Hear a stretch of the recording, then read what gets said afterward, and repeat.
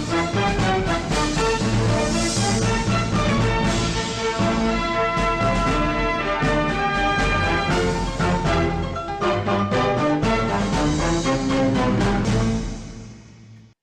everybody, welcome into Going Public. I am Harry McCullough. This week, it's a Terrebonne Port Commission with Executive Director David Ravelay. So thanks so much for being with us, David. We appreciate it. A lot of stuff going on this time of year.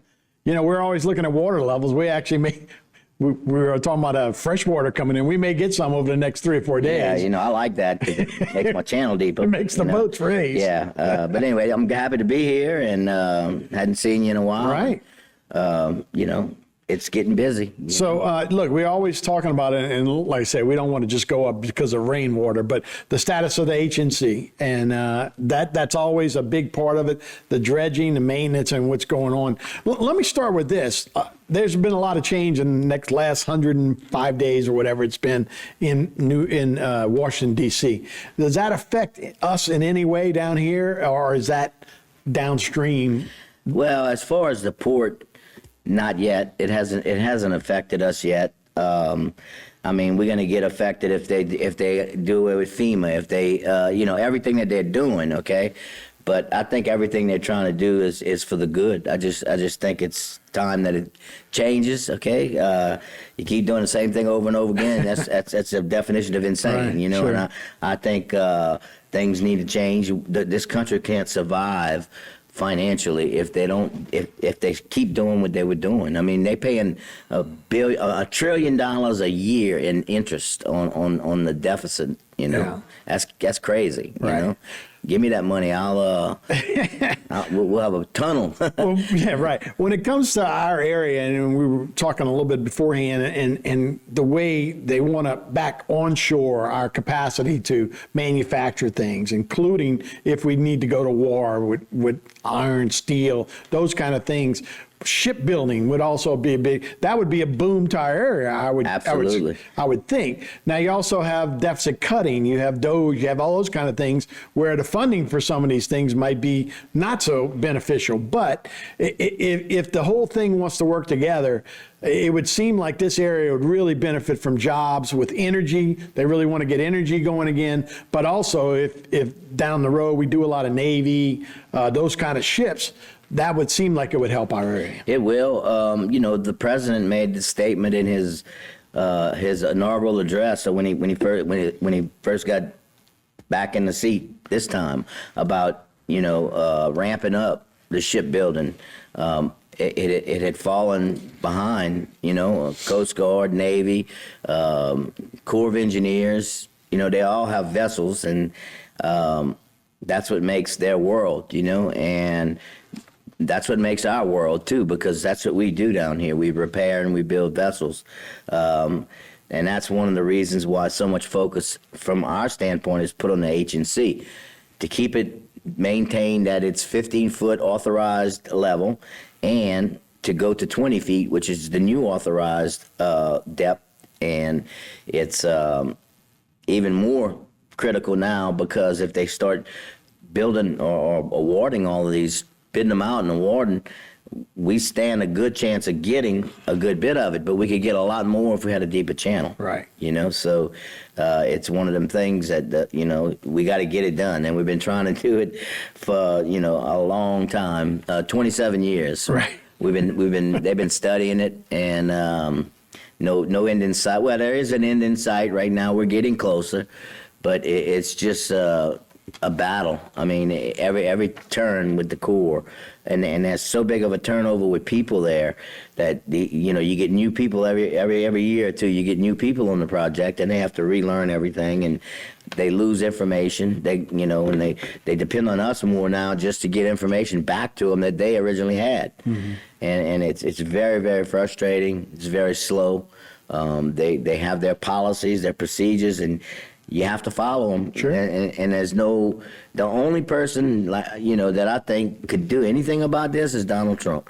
If somebody told him how long we've been fighting this and how long we've been trying to do this to help our economy, to build more boats, he's the only one that could do it very quickly.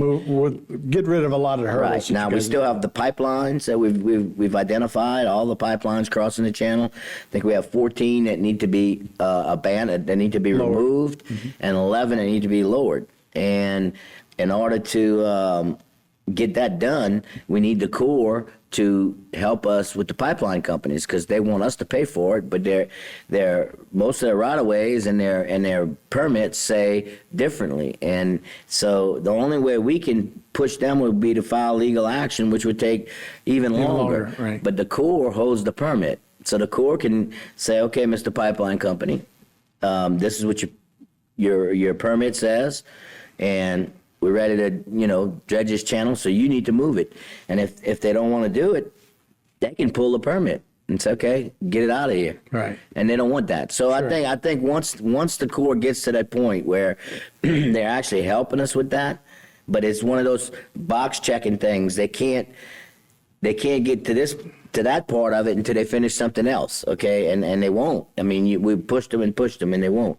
So it's they can't walk and chew gum at the same time.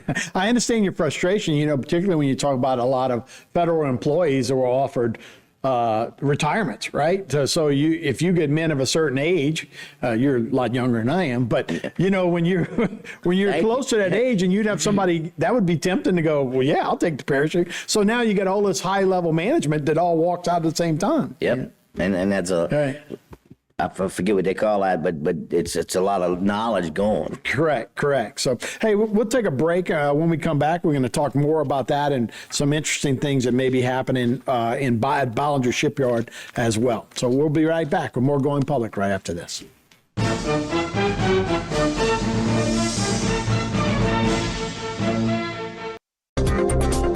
A new company with a lot of history. GIS Engineering has rapidly grown its brand around an experienced team of professionals. GIS Engineering is a full-service planning, engineering, procurement, and construction management company specializing in coastal protection and restoration, upstream and downstream industrial, and transportation infrastructure projects. Putting people first, GIS Engineering, a new company with a lot of history. In South Louisiana, storms are a way of life. Every storm poses a different threat, whether from flooding or hurricane-force winds. At All South Consulting Engineers, we help protect our people from these disasters. Before a storm, we work with our leaders to prevent catastrophic damage. After the storm, we help get the resources needed for rebuilding. We have helped our cities, parishes, and school boards recover over $2 billion to rebuild our community. We'll be here for the next one. Led by a 7-member commission, the Terrebonne Port was created to assist our local industry in promoting economic development. We monitor government regulations that affect our local industry and work with the U.S. Army Corps of Engineers to secure maintenance dredging funds. Because the HNC is the main artery for the heartbeat of Terrebonne's economy, Terrebonne Port fights a constant battle for funding to maintain the federally authorized navigable depth. We are now leasing waterfront and non-waterfront property. Terrebonne Port Commission, serving our industry to keep Terrebonne thriving. Sea Level Construction is a heavy civil contractor that provides turnkey services for the industrial and marine industries. From building large-scale infrastructure to installing the foundation for expansion projects, Sea Level and its family of companies offer a wide range of capabilities including driven piles, drilled deep foundations, structural fabrication, structural concrete, marine construction, barge maintenance and repair, site work development, heavy equipment repair services, and electrical services. Call Sea Level Construction to set the foundations for your next big project. Located at 5004 Imperial Drive in Houma, April and Iris is a must-see for those looking for exquisite home decor and gifts. Owned by April Boudreau, along with her talented design team, there is no lack of detail to enhance your shopping experience. April and Iris has all your decor needs. Come in today and let us help you complete your design vision. It's what we do. April and Iris, Homa's newest home interior and gift store, where decor and inspiration meet and fulfill all your design needs.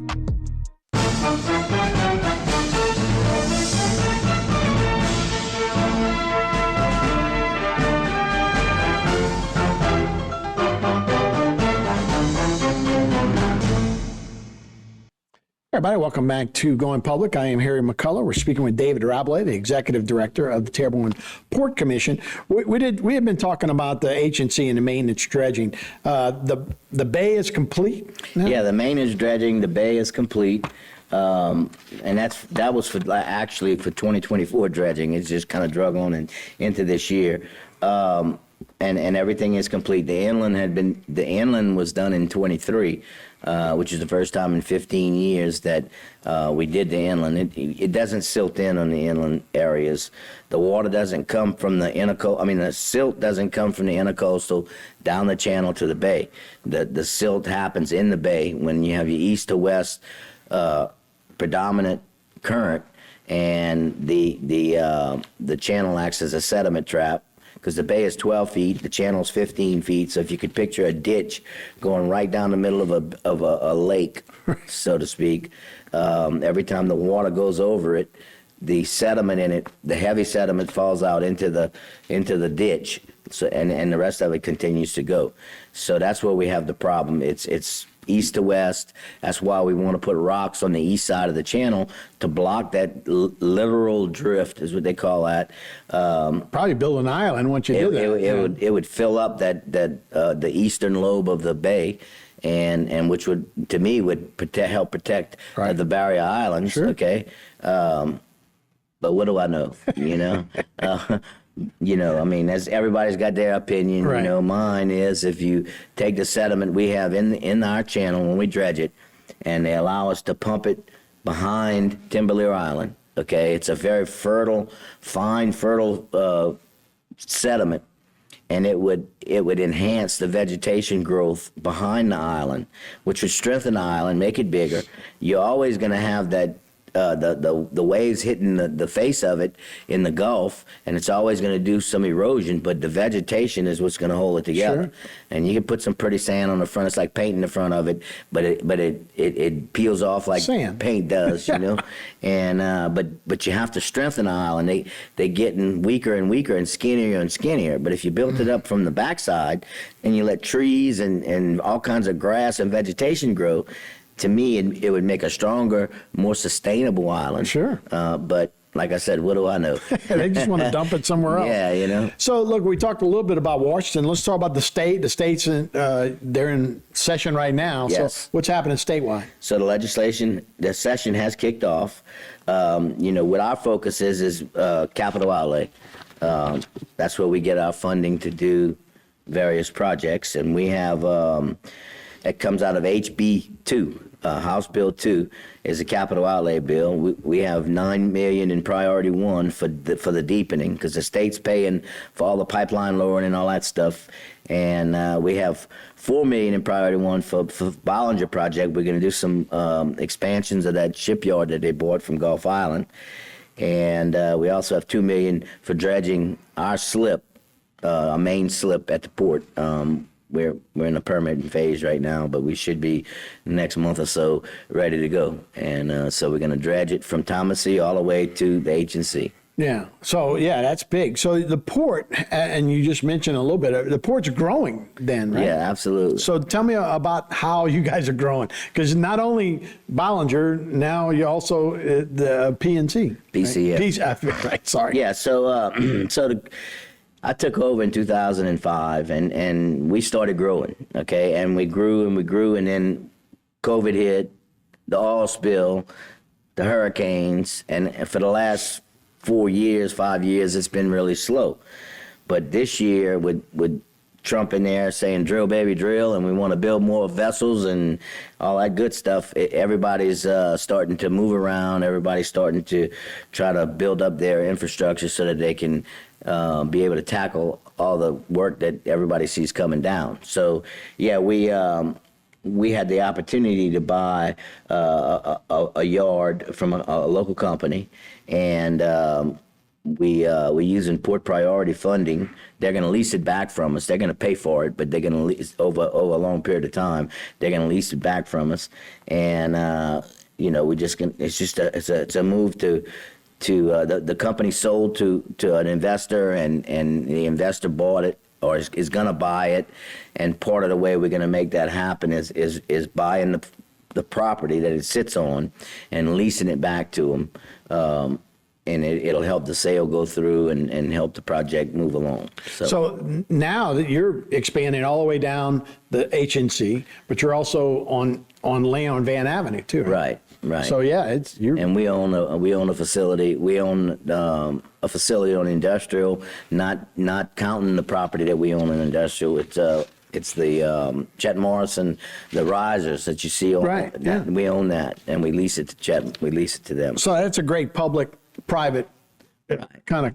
And that's what Port Priority. That's a grant fund that DOTD has specifically for ports, and it's utilized to help build infrastructure at ports, create economic development, and to keep the jobs coming in. And that's our mission is to keep the jobs flowing in as much as we can. No, that's incredible. And like I say, it's a great way, but now it looks like you're working with almost everybody in that direct area, right? Yeah. And then your job is, of course, bringing grants, bringing infrastructure, help these guys out Keeping it going. To help them and make sure they don't have an 8-foot navigation canal. That's right. That's right. Yeah, it'd be that if we wouldn't stay on them. Yeah, absolutely. So we got plenty of other good stuff, projects that are coming down the road. So we'll take one more break and we'll talk about some of the new projects that'll be coming up on the HNC.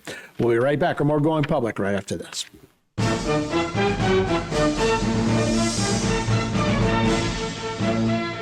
Located at 5004 Imperial Drive in Houma, April and Iris is a must-see for those looking for exquisite home decor and gifts. Owned by April Boudreau, along with her talented design team, there is no lack of detail to enhance your shopping experience. April and Iris has all your decor needs. Come in today and let us help you complete your design vision. It's what we do. April and Iris, Homa's newest home interior and gift store, where decor and inspiration meet and fulfill all your design needs. Sea Level Construction is a heavy civil contractor that provides turnkey services for the industrial and marine industries. From building large-scale infrastructure to installing the foundation for expansion projects, Sea Level and its family of companies offer a wide range of capabilities including driven piles, drilled deep foundations, structural fabrication, structural concrete, marine construction, barge maintenance and repair, site work development, heavy equipment repair services, and electrical services. Call Sea Level Construction to set the foundations for your next big project. Terrebonne Parish School District is now hiring bus drivers. A valid CDL is required. If you don't have a CDL, we have paid training available. You must be able to pass a medical health exam and a drug test. Our salary range is very competitive with similar jobs starting at $26 per hour. Benefits include free health insurance and retirement. Contact the TPSD Transportation Office at 876-7400 or apply online at www.tpsd.org. A new company with a lot of history. GIS Engineering has rapidly grown its brand around an experienced team of professionals. GIS Engineering is a full-service planning, engineering, procurement, and construction management company specializing in coastal protection and restoration, upstream and downstream industrial, and transportation infrastructure projects. Putting people first, GIS Engineering, a new company with a lot of history.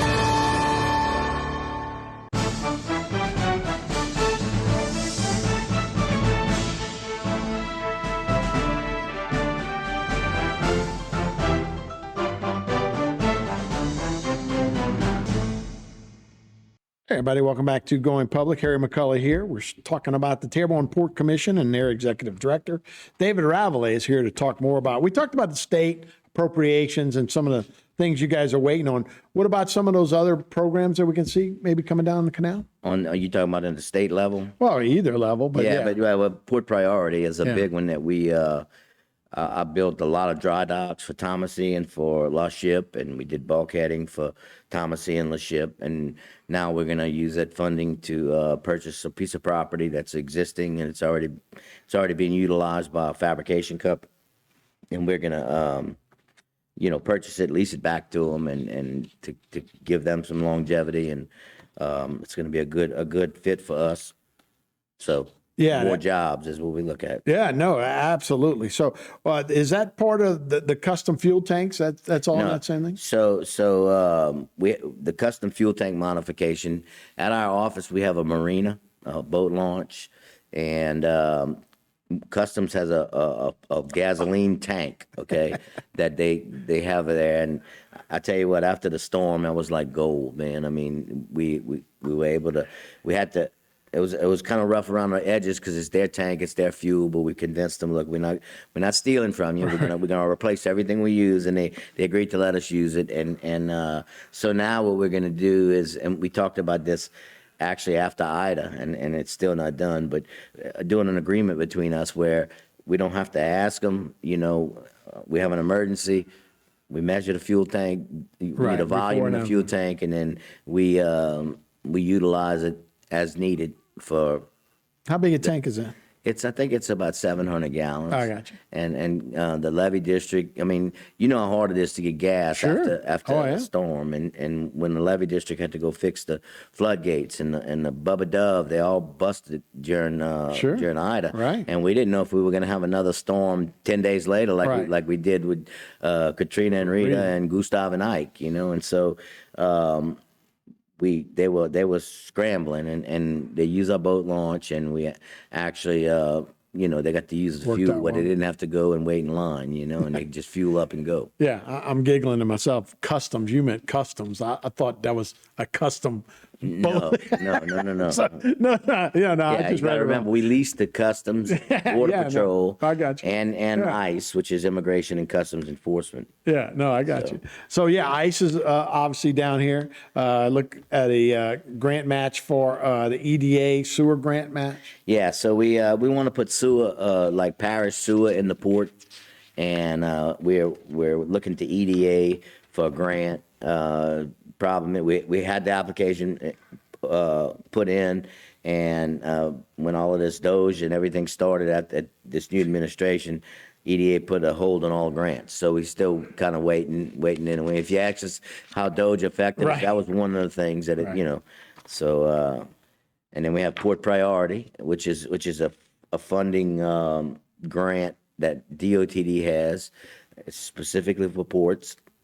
Each port can get up to $15 million for construction only. So the design and they pay everything, but they pay 90% of construction. So 10% is a local match as well as a design. And it's worked very well for us. The tenant actually leases the infrastructure back from you, and we don't have to pay the state back. So we can take that money and use it to build infrastructure in the port. And right now we have 4 of them that we've done, and 15 million a pop. So we're getting a sizable amount of revenue from each tenant that has one. And we built our road in the port. We've done bulkheading, we do dredging, we do things that we need to do to survive that we can't do just off of our land leases. So it's just some extra funding that fairly sizable. Right. Oh no, I wish I had landlords that worked this hard for me to Yeah. build up stuff. We talked a little bit about the Ballinger project, but so you actually are going to own that land. We're gonna help them build that infrastructure that they need to, and they're gonna create a lot of jobs. They haven't. That's great. They haven't given us the number yet, but it's gonna If we be. can get it back to where it was. Oh, it's you know, gonna it'd be awesome. amazing, and they're gonna be able to bid on these big Navy contracts that are coming up, and they're pretty much in the driver's seat when it comes to Coast Guard, but the Navy is a just as good of an entity, and they're gonna get a lot of contracts from them down the road. Absolutely. We all remember when they had 2,500 employees out there at Gulf Island, another 2,500 at La Ship, so Yeah. remember those went down to hundreds. Yeah. It weren't the Started with the oil thousands. spill, and it just never all the way came back. Yeah, if we can get those numbers out there, it'd be great for our economy for sure. And we also have a expansion for ICE at our facility. We're building out maybe 1,000 square foot section that we had left in the building, and right now it's in the design phase. But they're And ICE works with Coast Guard to customs. to customs. I got you. Yeah.